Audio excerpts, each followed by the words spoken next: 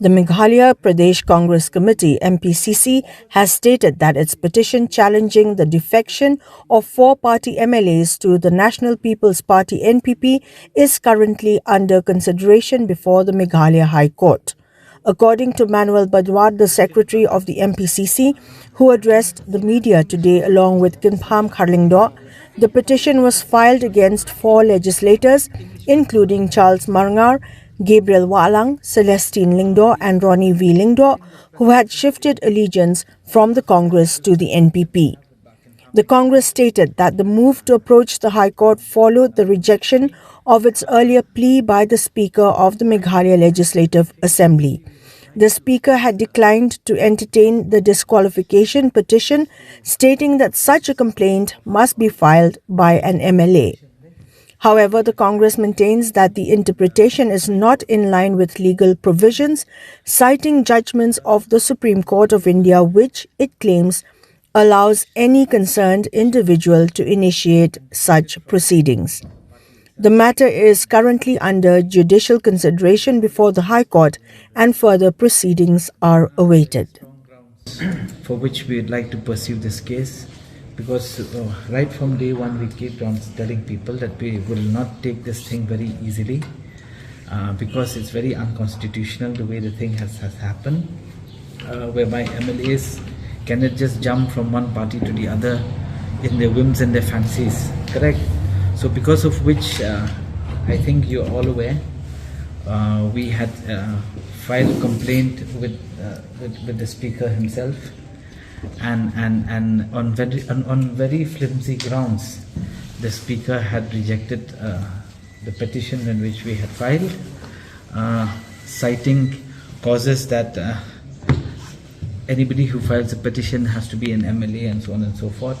But according to the Constitution and according to a ruling by the Supreme Court, in fact, anybody who has any interest within the party and so on and so forth is allowed to do this. So because of which, again, we lost the petitioner himself, the original petitioner, who's Ronnie Lingdo. He also left the party at a later stage. So we again had to pursue the entire case from the beginning again. So we had refiled it one more time, and the rejection from as far as from the Speaker's table himself is again very flimsy. So we decided that we'll go to court, and for which we had gone to court, and we had filed with the court, and I think there had been four hearings. Five hearings that has happened, and we stand on very strong grounds. So regarding this case, the Congress Party to the Secretary of the MPCC, Manuel, we had presented the case before the Honorable High Court in Meghalaya. So at this juncture, the case is pending for hearing, and we have served the copy. We have already served the notice to all the MLAs, and of course, from the very beginning, the Speaker has also appeared before the High Court. So now the Speaker is supposed to file the affidavit to challenge our petition. And at the same time, so we have in our case, we have filed on the ground that under paragraph 6 of Meghalaya disqualification rules 1972, and along with the 10th schedule of Indian Constitution. So right now we are about 5 hearings is taken place, but the case, we are hoping that the case we are pursuing this case.